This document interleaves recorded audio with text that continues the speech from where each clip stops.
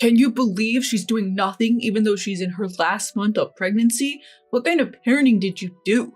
When I opened the front door, there were my daughter, Jessica, and her husband, Thomas. Thomas scowled at me, complaining about dust accumulating under the table and a dirty bathroom floor. He seemed to think my daughter's inability to clean meant I had failed as a parent. It's tough for her to bend down with that belly. If he's that concerned, why doesn't he clean it himself?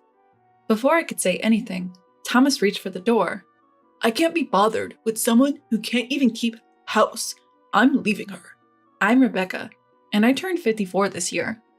I work as an employee for a major corporation. After losing my husband early, it's been just me and my only daughter, Jessica. Raising Jessica alone wasn't easy, but her smiles always made the fatigue disappear. Jessica grew into a kind and thoughtful young woman, blessed with good friends. However, she was clueless in romantic relationships and struggled to find a boyfriend.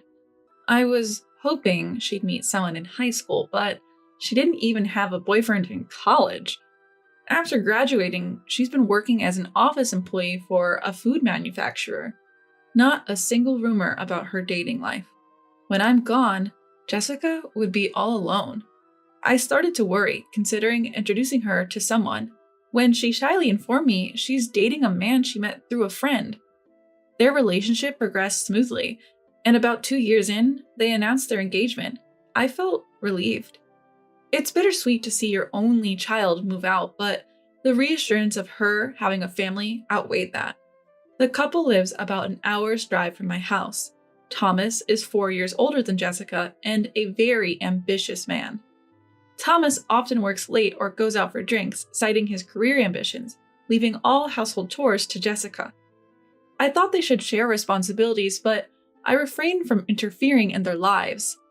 Then, about 6 months after their wedding, Jessica invited me to lunch to announce she's expecting. Jessica, who didn't have siblings, always liked children. She used to tell me she wished for a little sister or brother, something I couldn't provide as I had no plans to remarry. Jessica, who had always wanted kids even after getting married, was lovingly speaking to her still flat belly, rubbing it gently, as if she couldn't wait to meet her unborn child. Seeing her like this filled me with joy. If you ever need anything, don't hesitate to call me. I parted ways with Jessica after saying that. Since Jessica continued working during her pregnancy, I made it a point to check in on her regularly to see how she was doing. Around the time she entered her second trimester, I was assigned a big project at work that would result in frequent travel. When I told Jessica about this, she was thrilled for me and told me to focus on my work, assuring me she would be fine. I asked Thomas multiple times to look out for Jessica while I dove into my work. It should be close to Jessica's final month of pregnancy by now. As the project was winding down and work was settling, I called to discuss plans for after the baby arrives. To my surprise, it was Thomas who answered the phone. Hey, Rebecca. Good timing. Jessica's pretty useless and in the way, so I'm gonna bring her over to your place. What? What do you mean? Before I could get an answer, he hung up. An hour later, my doorbell rang. Opening the door, I found a disheveled Jessica standing there next to Thomas. Jessica! I was shocked at how much my daughter had changed. She didn't even have the strength to smile. Dark circles under her eyes, her hair, nails, and skin all dry. She looked nothing like a woman in her 20s. Her fingers were cracked and bleeding. Her expression was dark, her gaze fixed on a single point. How could she deteriorate so much in just a few months? I let them in and had them sit on the couch. Since Jessica was in no state to speak, I demanded an explanation from Thomas. Thomas, why is Jessica like this? And then Thomas, without a hint of embarrassment, looked surprised and said, Wait, are you blaming me? She's the one who slowed down because of her big belly. You know, housework is a woman's job, and she even lied about feeling sick to get out of it. I was incredulous. You were making a morning sick Jessica do all the chores? Morning sickness isn't a disease, you know. She even asked me to help with the chores while I've been working all day. Anyhow, she's in the way and not doing her chores, so please take care of her until she gives birth. That's when I realized this man had no understanding of pregnancy or fatherhood. I couldn't leave my precious daughter in his care. Fine, I'll take her in. I can't trust you to care for her. Yes, when I told Thomas, he retorted, "Look, if your daughter is such a mess, it's because you failed to raise her properly. With no father around, she doesn't even know how to treat her husband. I'm the one suffering here. Once the baby's born, come pick it up. Meanwhile, please re-educate your daughter, Rebecca." Before Thomas left, he stated he wanted me to fix my daughter's upbringing by the time the baby comes. Then he just left Jessica and walked away.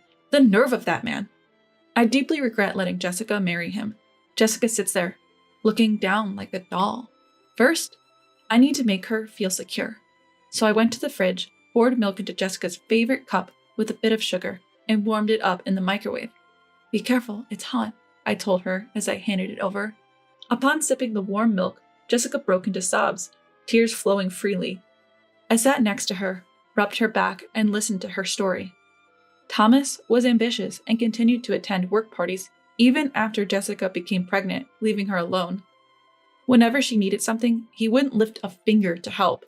He even demanded she do housework when she was feeling ill from the pregnancy. "Hey, get up! You've been lounging around. You haven't done the dishes or laundry." Sometimes he would even bring home colleagues after a night of drinking and force her to cook and clean for them. I clenched my fists, furious at how my pregnant daughter was being treated like a servant.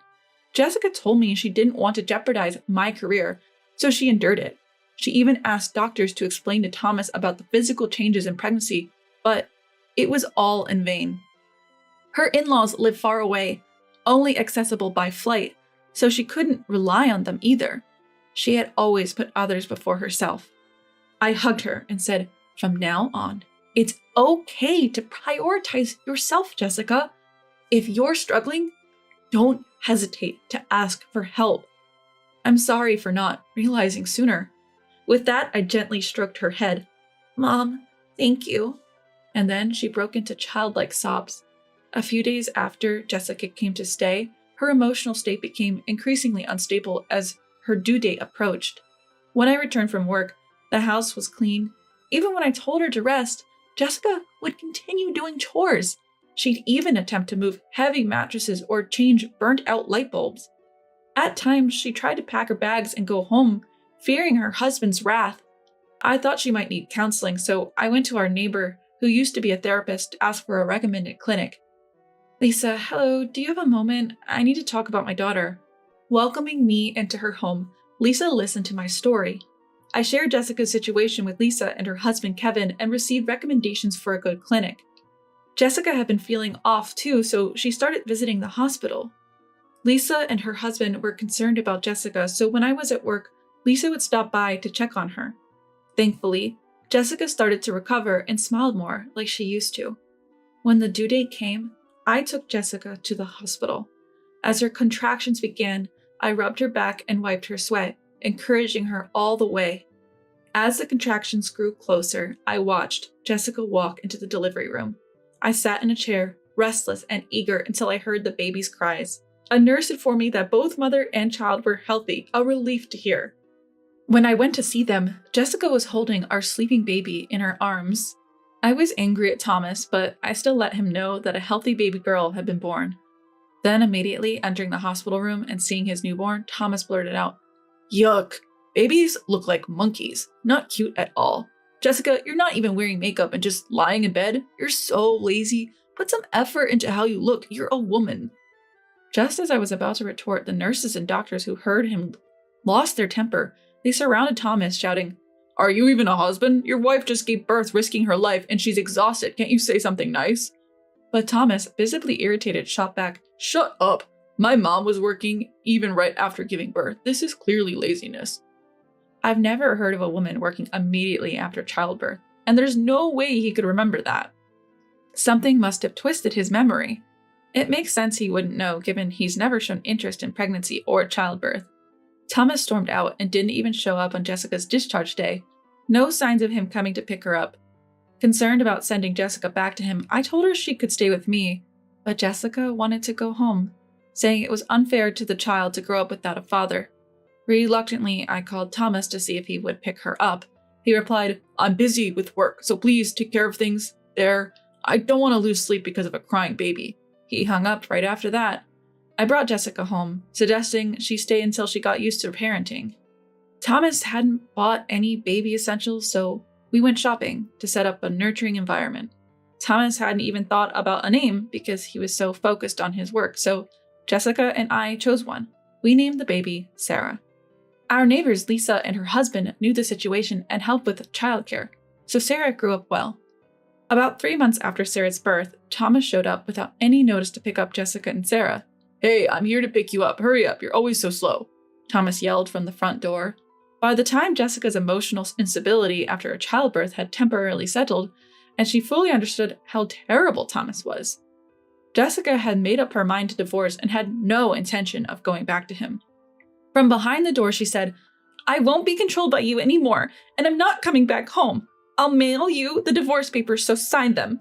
Thomas yelled back, "Are you kidding me? In today's world, a man with a wife and kids is more likely to succeed. What's the point of being married to you if we divorce? I'm never getting divorced." My daughter was furious, thinking that her husband had married and had a child just for the sake of a career advancement. But before I could yell back, the door next door opened.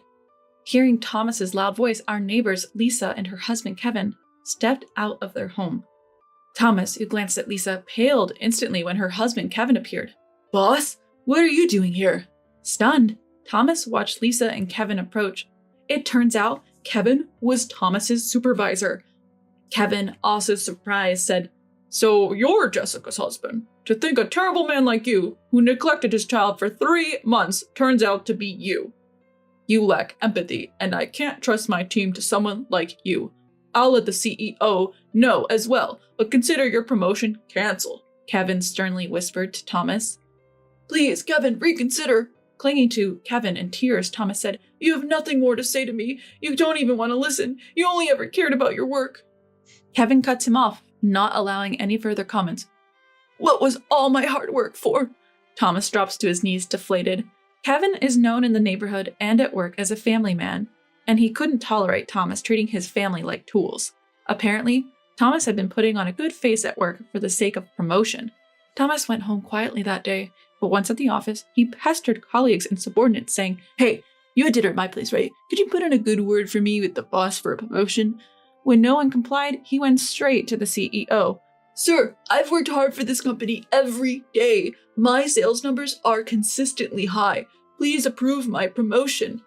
"I've heard from your boss," said the CEO. "Your performance numbers might look good, but you've been using aggressive tactics to win contracts. Just raising your own numbers isn't enough. A deal that tarnishes the company's image is negative, even if it's successful. If you can't consider that, you can't move up. I have no more expectations for you."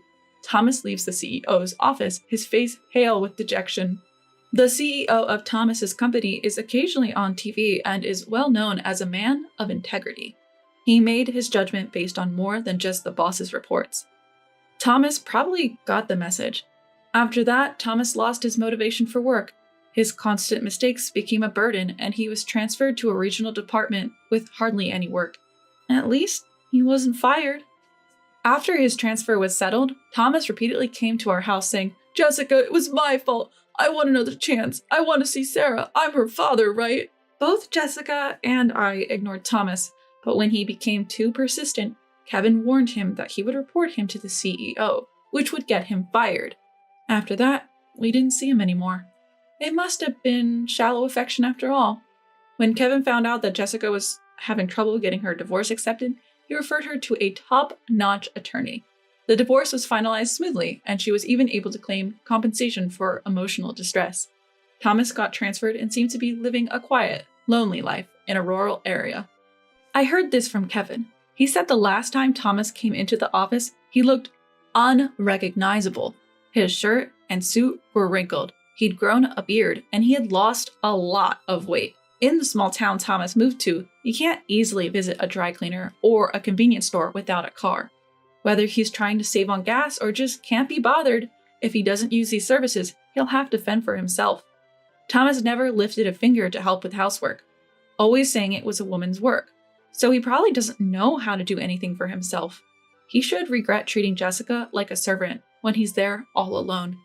Maybe Thomas thinks he has lost everything since the divorce and losing custody. He even started to forget the child support payments he promised to make to Sarah. If Jessica calls to remind him, he apparently tells her how hard his life is, almost in tears. I advised Jessica to inform her lawyer, and as soon as she requested the child support through legal channels, it got paid. So far, we've heard nothing from Thomas about wanting to see Sarah. If Sarah wants to, we'll reach out, but Jessica and I agreed that we would pour lots of love into raising her into a fine adult, even without a father around.